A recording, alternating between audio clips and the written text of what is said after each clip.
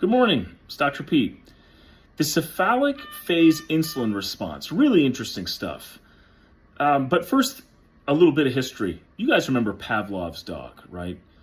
Pavlov took a dog, hit a bell, gave the dog some steak, eventually started measuring the saliva response in the dog, and was able to see that when, the dog saw the meat, that it got saliva response, and then he hit a bell with the meat, and then eventually took the meat away, hit the bell, and the dog still produced saliva in anticipation of eating.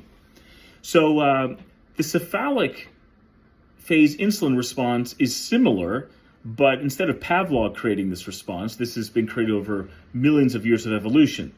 And this response basically means that if you see food, smell food, anticipate food, who knows, maybe even think about food, you can release insulin in anticipation that eventually there will be sugar in your bloodstream, and then you'll need to signal your body to start utilizing it.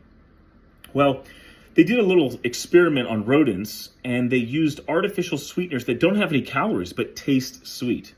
And indeed, the cephalic phase insulin response worked, in that even though there were no calories in the sweetener, there was still an insulin response. And of course, this can make you feel pretty lousy, because if you have an insulin release or pulse, you're going to drop your sugar. You're going to feel, all the symptoms of hypoglycemia. Something to think about next time you use an artificial sweetener. What was also interesting, though, too, is that they then severed the connection between the brain and the taste buds, let's say, of these same rodents, gave them the sweetener, and there was no insulin surge. And so what this basically indicates is that the cephalic phase insulin response shows that even primers of eating can release insulin, and that same insulin then can drop your sugar and can make you feel lousy. So don't be your own worst enemy. Lay off the artificial sugars.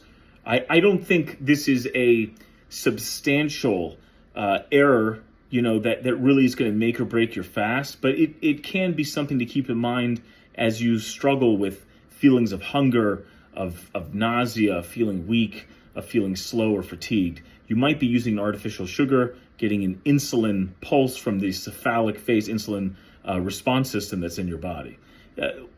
Very cool evolutionary history and mechanisms.